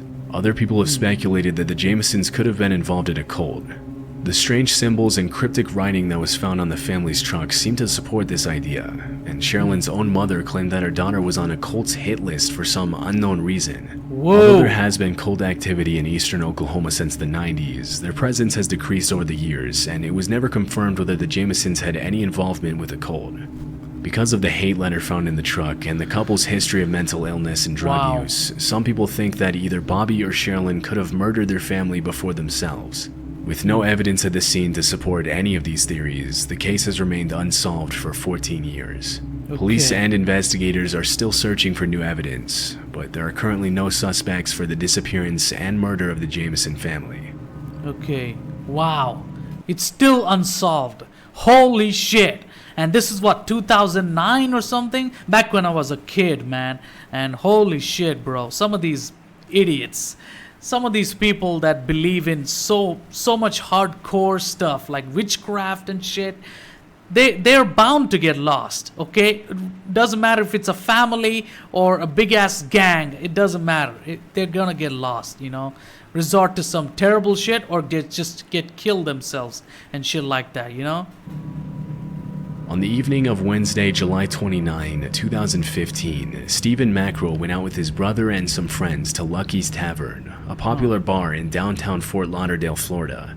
Stephen's brother left the bar at 11 p.m. to go to work the next morning. When he noticed Stephen was intoxicated, he told his brother to go home and drive safely.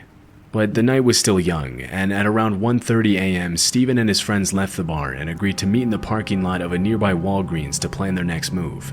Okay. But Stephen never made it to the Walgreens, and his friends never saw him again. What the Stephen fuck? lived with his parents and worked as a professional poker dealer at a casino in Hollandale Beach near Fort Lauderdale. When he didn't come home the next day and didn't show up for work the day after that, his family knew something was wrong. Police reported that there were several surveillance systems in the area where Stephen was last seen, but they said it might take weeks before they could gather the relevant footage. In the meantime, investigators interviewed the friends and family members who had last seen Stephen. Thinking that he might have gotten into an accident due to his intoxicated state, police conducted searches in many different lakes and ponds, but nothing important was found. The search became even more complicated when investigators learned that Stephen's phone battery had died at the bar. Because the phone was never turned on after that night, it was impossible for police to use the phone to locate Stephen. At the time of his disappearance, Stephen was 25 and had a 1-year-old daughter and a long-term girlfriend he had plans to marry. And his friends and family claimed that he was not the type of person who would voluntarily walk out of his life and just vanish with no explanation. Unfortunately, some of the footage that was found during the investigation suggests that Stephen's disappearance was not at all his choice. 2 weeks after he was last seen, police discovered that Stephen had used his credit card at a gas station in Pompano Beach about an hour after he had left the bar. It was about a 15-mile drive from the bar to the gas station, and nobody understood why Stephen had even taken that detour in the first place.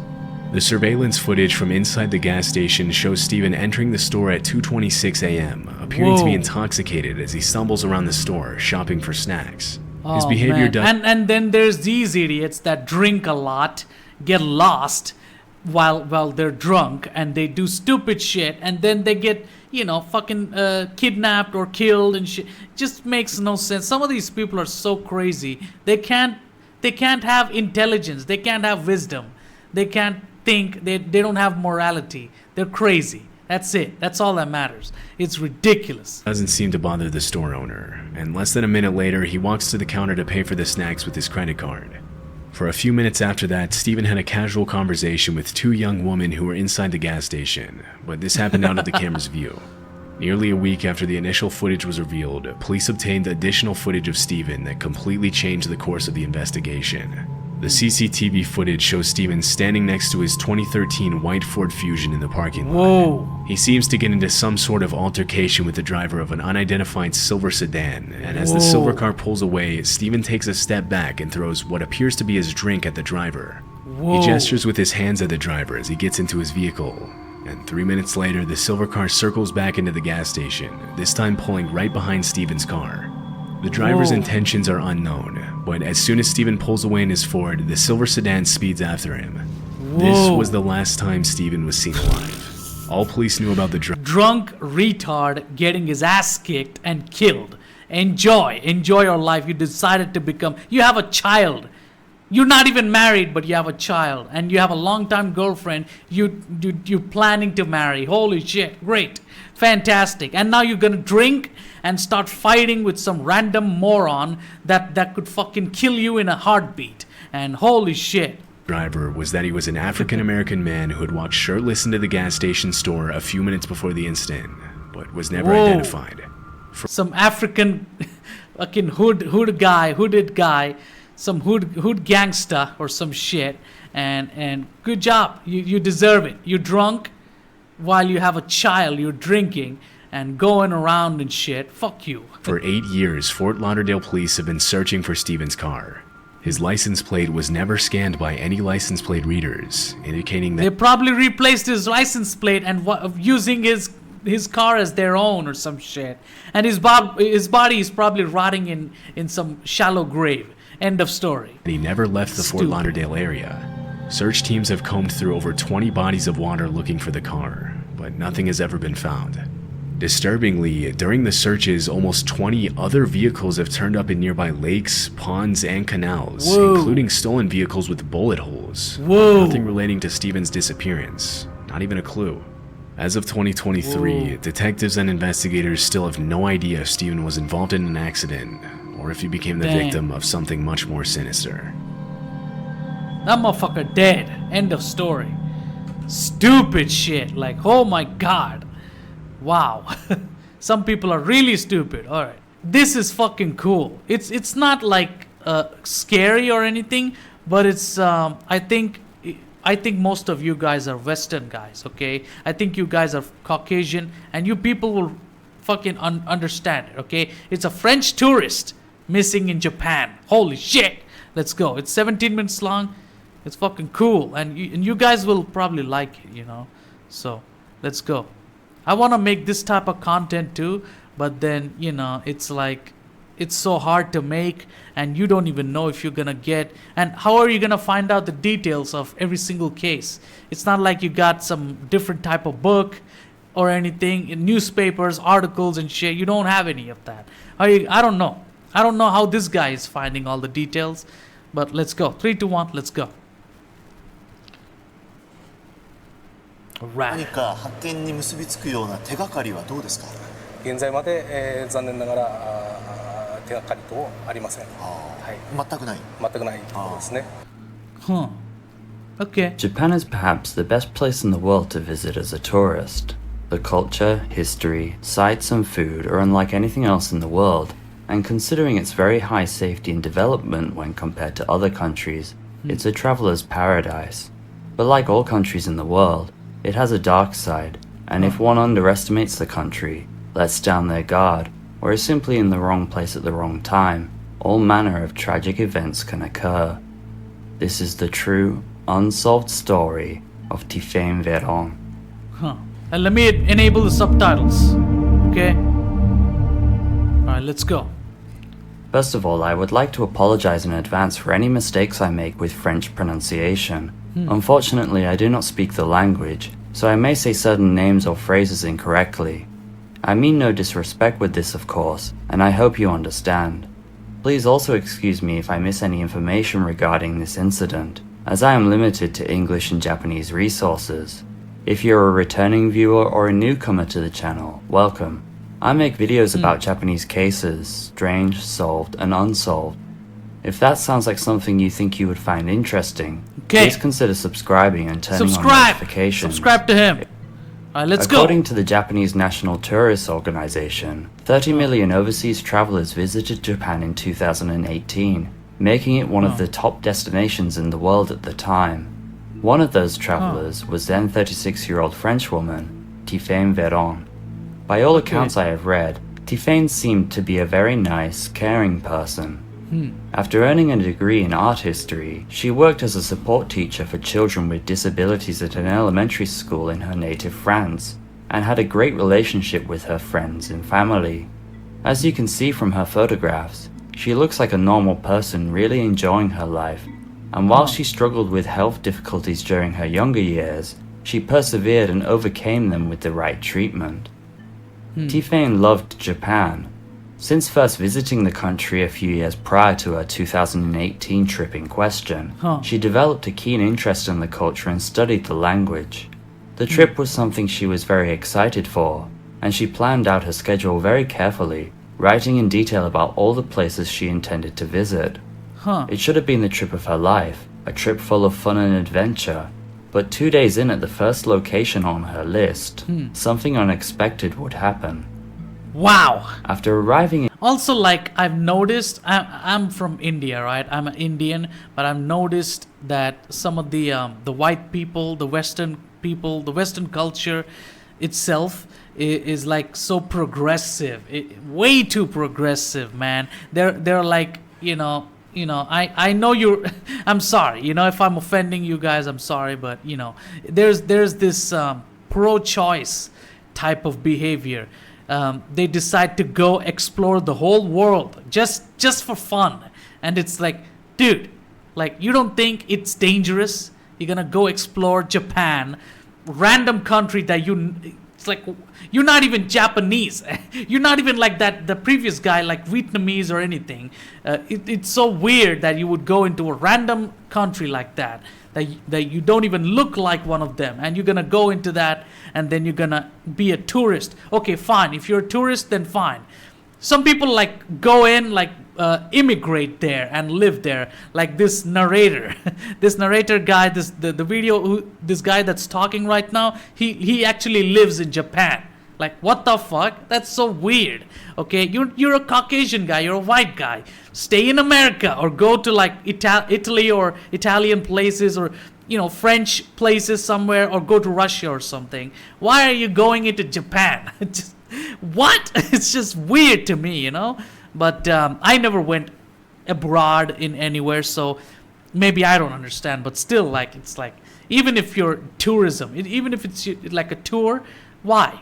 That makes no sense, It's just dangerous. It's like completely unknown area, and you're gonna go there acting like you know everything. It's not gonna work out well for you, unless you have a Japanese friend that knows everything and can show you everything. Even then, it's not good. Just saying. In Japan alone on the evening of the 27th of July 2018 via Haneda Airport, Tiffaine made her way to Nikko, Tojiki Prefecture, just 150 kilometers north of Tokyo. Nikko is a small, beautiful city filled with stunning nature, hot springs, and shrines.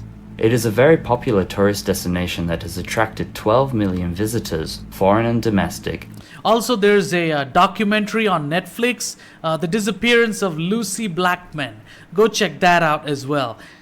That bitch also went to Japan, and I don't know what the fuck happened. Some dude that decided to like murder her. Okay, it's just some of these women are fucking stupid, and especially some of the progressive people, especially white people. It's just weird, man. It's just weird. I don't know why they do this. Why are they so progressive? And they go like, do they not understand the world and the people and the reality, the harsh reality around them? Or are they completely blind? What's going on, man? Every year. And it is here where Tiffaine was supposed to begin her roughly 2-week trip. Tiffaine checked into a hotel in the city at around 4 p.m. on the 28th, the day after she arrived in the country. Things were, as far as we know, uneventful at this point, and she sent some travel pictures and messages to family members via WhatsApp.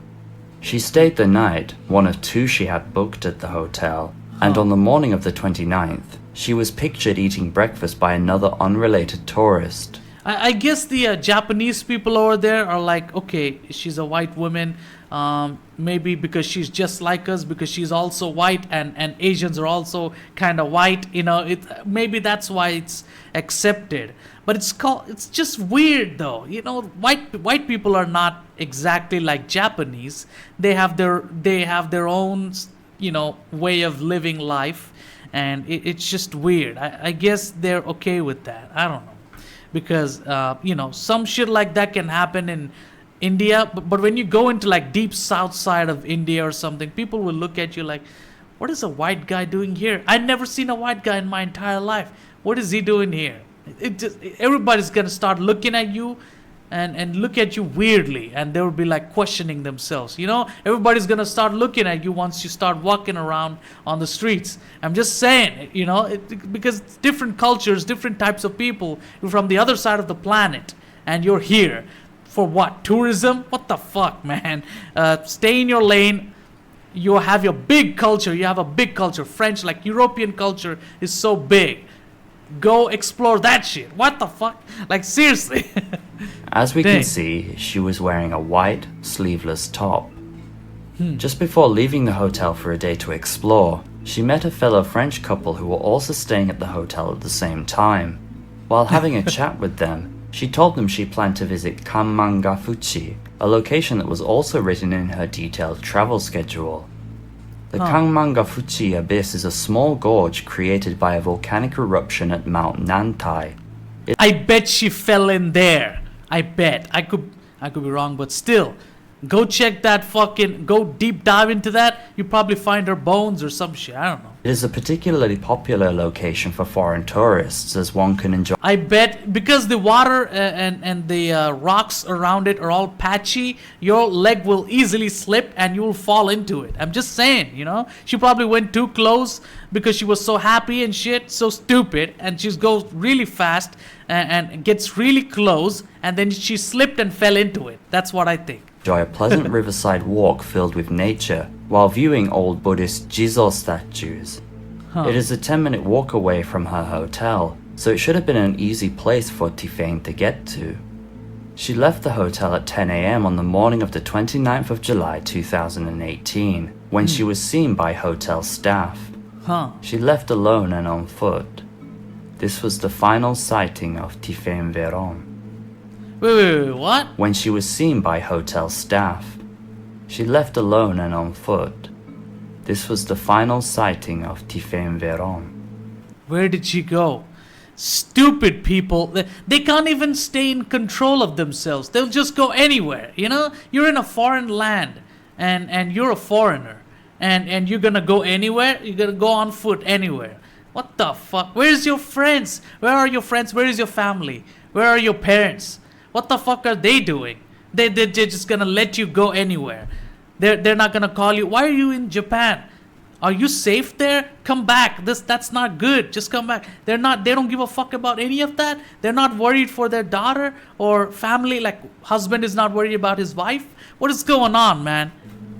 When she failed to return that day and check out on the 30th as scheduled, leaving all her belongings and passport in her room, the hotel owner contacted the local authorities.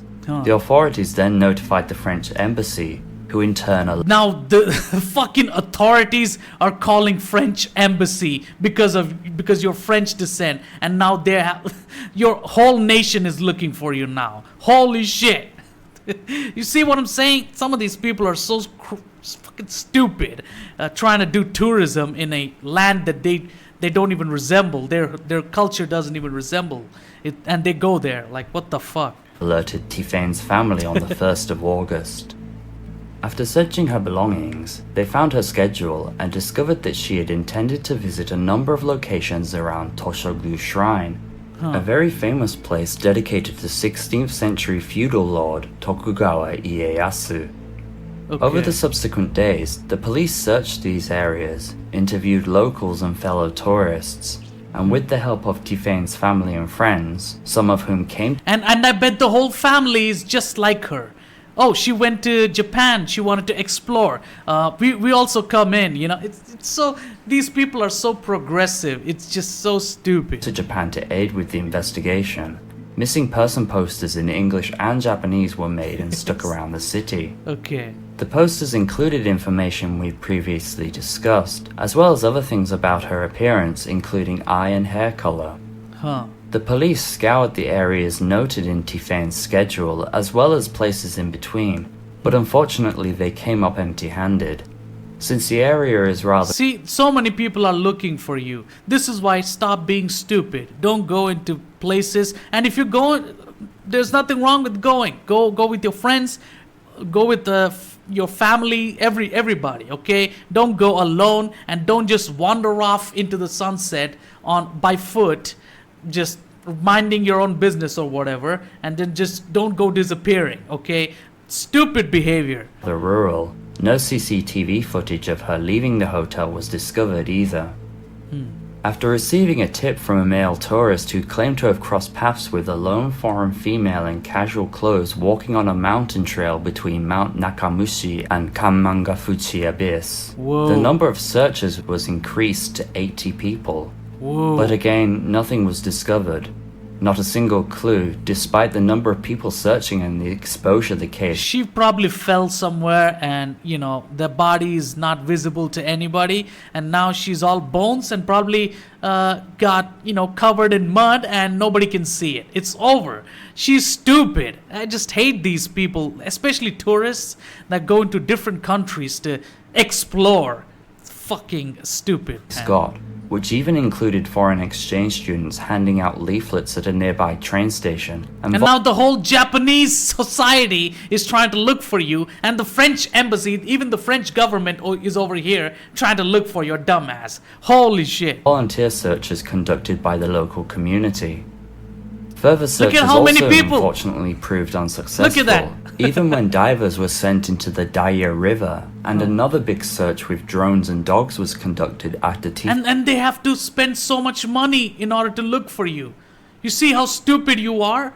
Stop being a fucking, you know, crazy ass progressive going to other countries exploring shit. Stop doing that. Tifane's family met with then Japanese Prime Minister Shinzo Abe when he was visiting Paris. And rest in peace, Shinzo Abe. He was killed, like, assassinated by some retard, homemade gun and everything from, like, what, was assassinated like last year or something, or 2 years ago. I feel so bad for him. He was so respected. He even came into India and met our fucking prime minister and whatnot. It's crazy. In October of Rest that in year. peace.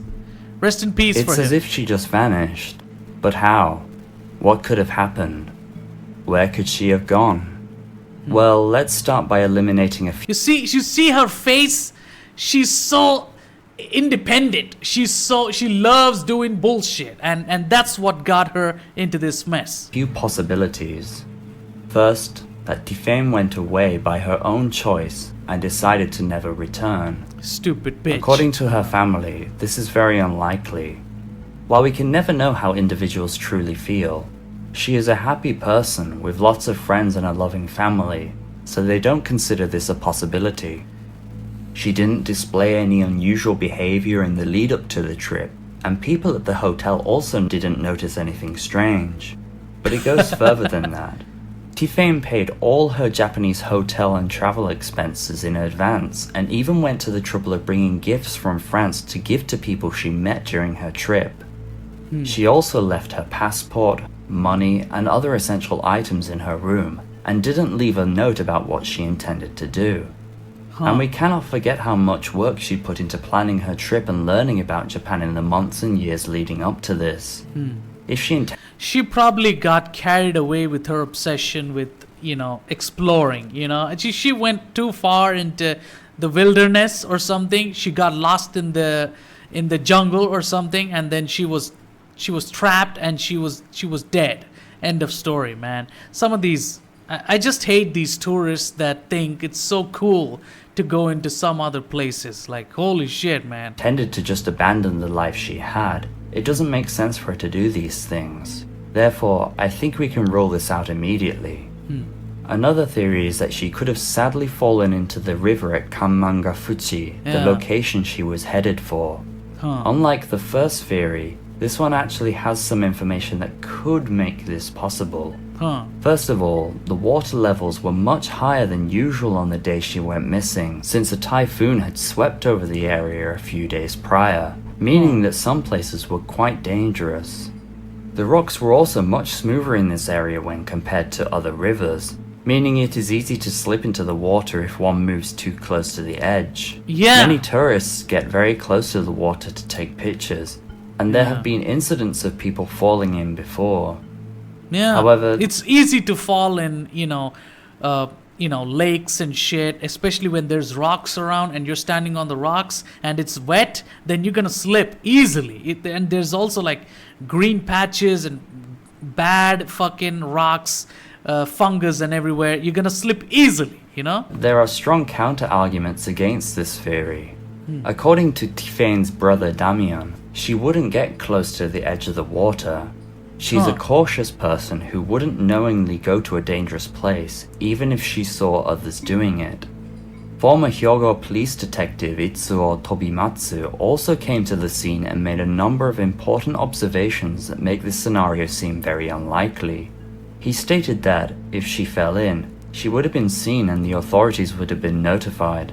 This is because the area is full of tourists who could have witnessed it.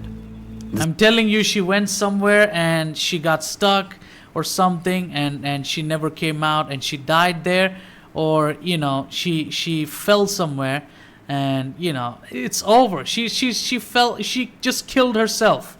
End of story. It doesn't matter where her body is. She's gone. Or maybe she decided to live under some weird name,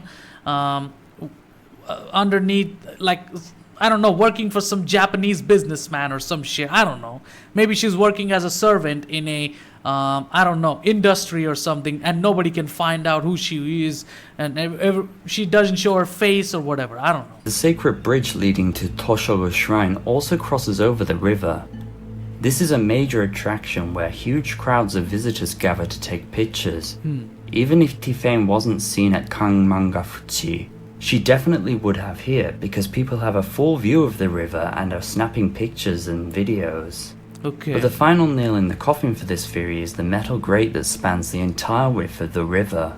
If Tiffane did fall in, she would have been found here since the gaps are too small for a body to pass through. Yeah. And this area was searched extensively by divers, but nothing was ever found.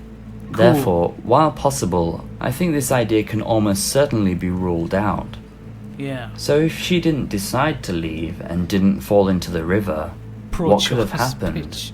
Stupid One of the bitch. strongest theories is that she went for a walk in the mountains and got lost. Yeah. That's definitely a possibility. She probably was trying to explore the mountains. Stupid fucking. Some of these people are stupid, bro. Like seriously. History of such things happening in rural Tochigi. And as we previously discussed, a foreign woman wearing what was described as casual clothes was seen walking on a mountain trail the day she vanished by a fellow tourist. But there is something else to discuss here. Tiffane has epilepsy, for which she takes medication. Whoa! While I am no expert on this condition, Epilepsy? it can cause people to become... Did she see some bright lights or some shit? I don't think... Epilepsy is not that dangerous unless... Because nobody's gonna carry a torch and shine it on your face or anything. I don't know. Maybe there's some bright shit somewhere across the jungle or something. I don't know, man. Do you have like... I don't know, some kind of... torch lights anywhere? I don't know. It's anything that has bright lights, search there. She probably is there. I don't know, man. groggy and disorientated. This is fucked up. It is quite possible that a medical issue occurred when she was out for a walk in the mountains or forests of Nikko, causing her to lose her sense of direction. I just hate these independent women. These fucking stupid bitches that think, oh my god, I can go anywhere. I'm free. It's my choice, Oh, I can go anywhere. Who are you to question me? I'll go anywhere. It's my choice, These bitches are just fucking... I just hate them so much, Or have an act. Look at... You can see that face with that shit. She thinks she's some, philanthropist thinking about. I just hate these bitches, you know. Accident. Just hate. Coupled with the heat at that time of year, this could have resulted in a very dire situation.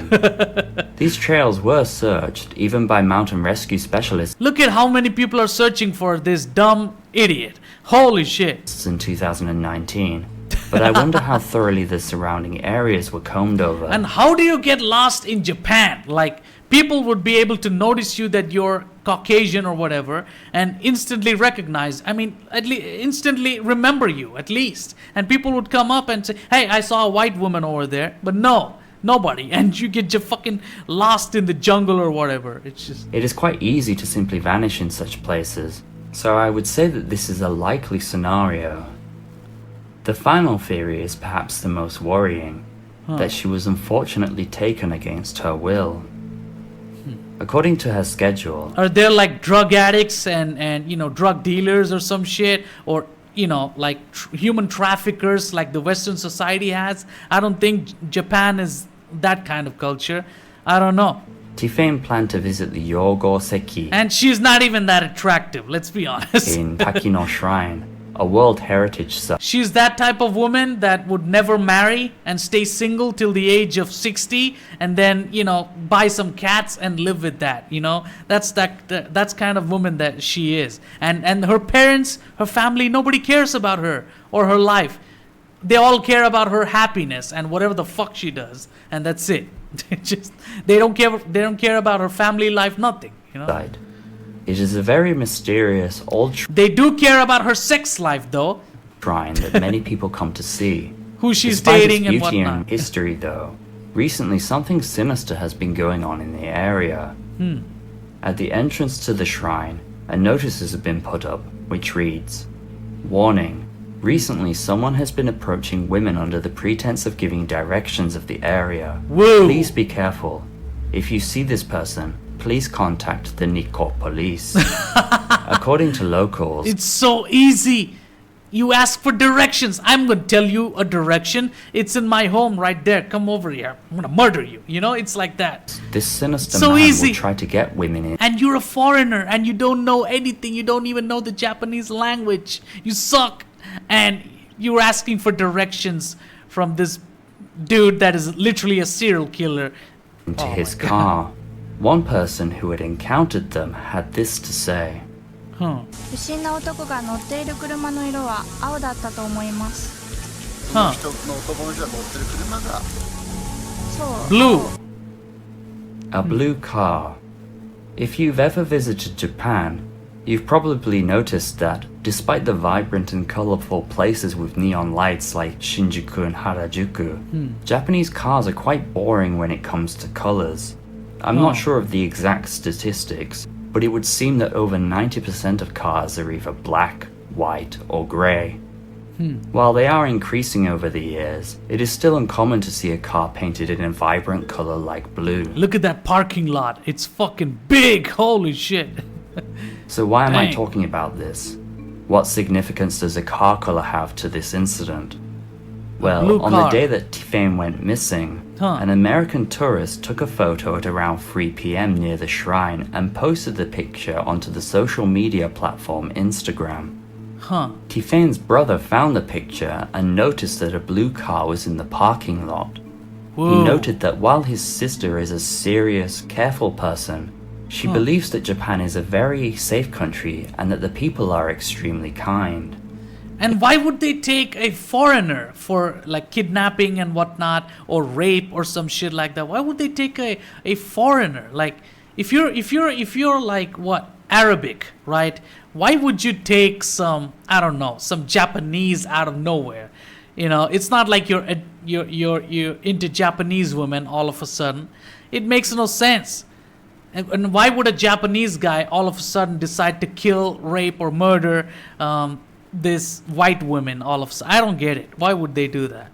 And why would he kill her? I don't know. Is it possible she put her trust into the wrong person?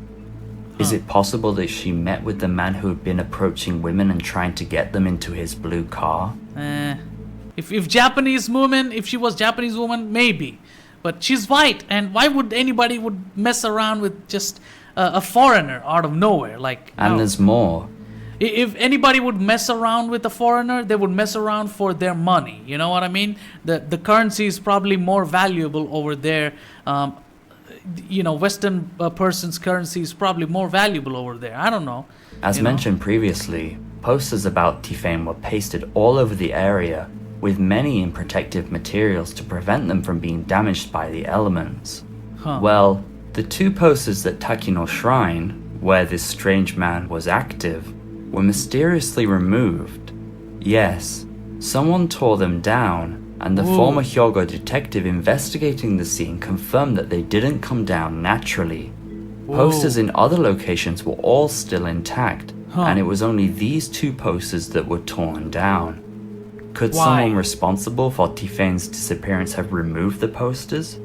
Could the blue car at the scene on the day have been the same blue? Maybe he lives there and he doesn't want anybody to look for her, so that's why he removed it. I don't know, man. Or maybe her body is somewhere around that area, the same. Car that belonged to the man who was approaching women? Unfortunately, at this time, we do not know.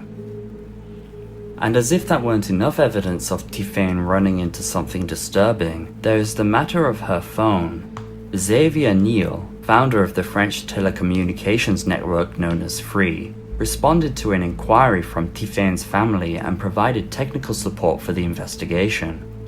According to him, Tiffaine's phone had suddenly lost connection and was not turned off in a usual way via the power button. Instead, it was likely that the battery was either ripped out forcibly or the phone had been quickly broken. Such things seem to imply that the phone was shut down purposefully, which many doubt Tiffaine would do. But alas... Or maybe she fell down from a high point and hit the fucking ground and the phone broke. I don't know. Despite how many theories there are, not a single clue that points to Tiffaine's whereabouts has been found to this very day. This fucking tourist foreign bitch. I hate these tourist bitches. I hate them. Especially the exploration motherfuckers. If you're like an athletic dude trying to explore with your friends and shit, fine. If you're a woman and you're going alone somewhere like a moron, oh my god, that just pisses me off, dude. Her family have been working tirelessly to find her over the years. Tiffaine's... They didn't give a fuck when she was going to another country, but then they will give a fuck when she gets disappeared in that country. Then they will give a fuck. Holy shit. Siblings have been going to Japan regularly over the years to take part in searches and... I bet they were like, hey, you go girl, do whatever you fucking want, go into like fucking hooded areas with criminals. Just go, you can do it. That's your choice. You can do it. Yeah, yes, let's go. That's what they were like, I bet. Raise awareness of the situation. The mother even wrote a letter to French President Macron to ask him to put more resources into the search to find her. And the family organized a march with 500 people in France to bring it to the public's attention. Stupid. They even hired... If you get disappeared in your own nation, that alone is stupid. If you go into a foreign country and disappear over there, that is like profoundly stupid. Wow, you're insane, okay? Private investigators to travel to Japan from France. While the Japanese authorities are somewhat reluctant to continue searching since there is no evidence of criminal activity, the family's actions have put pressure on them and have led to more searches. They are truly remarkable people, and I hope that they can find Tiffaine and find peace in their lives again. And if so, why would they find? They didn't care for her safety when she went to another country. They didn't care for her. Why would they, care about her when she lost, when she's disappeared? It's just stupid. They're stupid. She is stupid. All of them are stupid. someone is responsible for... And the French embassy and Japanese, all of them are struggling because of their stupidity. Tiffaine's disappearance, as the family suspect. I hope that they are brought to justice for the suffering they have caused. Thank you for watching my 27th YouTube video. If you liked it, feel free to give it a thumbs up and subscribe if you wish to see more videos like this about Japan. Since this video concerns a foreigner and she was seen by other foreign tourists before she went missing, I would like to make an appeal. If you have any information about this person, please contact the appropriate authorities. If you know anyone who was in Nikko in late July and early August of 2018, ask them if they saw Tiffany or check their photographs. Cases like this really highlight the dangers that solo travelers face, even when they visit I have no popular sympathy. destinations. I have One zero can never be too sympathy. careful in such situations. I have and must zero always sympathy, be cautious, because you never know what that friendly stranger See, at least listen to him, you know, and this guy lives in Japan and he knows better. Think, like, listen to this guy. Look at. and must always be cautious, because you never know what that friendly stranger is thinking or how hazardous that pathway is. Exactly. Regardless of what happened to her, I really hope she is alive, and I hope that her family can see her once again. Anyway, that's enough. Does it matter if she's alive? She has made the Japanese, the French, her whole family fucking run around looking for her. She's the most disrespectful human being on the planet. Really stupid. Fantastic brain you got, you independent women. Enough from me. Enough. Until next time, goodbye. Stupid bitches. I'm tired of these bitches. I'm tired of them. Ridiculous, okay? Ridiculous. Okay, whatever. That was that. Let's watch something else. Let's watch something. This made me question humanity. I don't know about that. Yeah. Oh, this 2 hours of live stream. Okay. Thank you for watching. Thank you for watching. Okay. This is the end for this live stream. I'm gonna upload it on my YouTube channel as well. Should I be watching more stuff? Should I watch more stuff, or should I just? I don't know, man. I don't know if I should watch more. I'm kind of tired, and I will come back. No worries. Okay. I will definitely come back, and you know, I hope everything, you know, I hope you like this stream, okay? If you like the stream, please make sure to follow me on Twitch and go check out my YouTube channels. I'm right now on my main channel. I got a copyright strike on my backup channel, and it sucks, man. I lost all my motivation to continue, but I'm back now, but I'm like, I don't know. You know, but I will definitely be back for you guys because people watch me, so I'm coming back and shit. So thank you for watching me, because you're the only motivation, you know, you're the only single motivation that's making me want to come back. Otherwise I would be like, fuck this, and completely would have abandoned everything, you know. But you know, I'm coming back because you guys are there and shit. So please follow me on Twitch and go check out my YouTube channel. It's the same name, Unlimited Health. That's my main channel, okay? Unlimited Health, the backup, is my backup channel. That's where I got a copyright strike. So go check it out. I was doing so well. I was getting somewhere. My views were increasing. And then suddenly YouTube decides to give me a strike all of a sudden. And with no warning, nothing. Just tell me that my video, one of my videos, is a problematic video. I could tell me to delete it. I would delete, but no. This bitch is gonna give me a copyright strike and ban me for 3 months on my own channel. I'm sorry, okay? But I hope you understand my pain. Please go subscribe to my YouTube channels. Right now I'm on my main channel trying to upload videos, trying to get some reactions done because people do watch me. And now I'm here on the stream because people do watch me over here as well. It's just that they don't follow me or subscribe to me on Twitch. Please follow me on Twitch, okay? And please subscribe to me on my YouTube channels. And yeah, I'll see you later with another fun stuff. Something, I don't know, scary, funny, whatever. We're gonna watch, or maybe we're gonna play some games, something, you know. It's gonna be fun. If you like this, please follow me on Twitch, and I'll see you guys, and go check out my YouTube channels as well, and I'll see you guys later. Thank you so much. I'll be back, don't worry, okay? I'll be back. I'll see you later. Goodbye.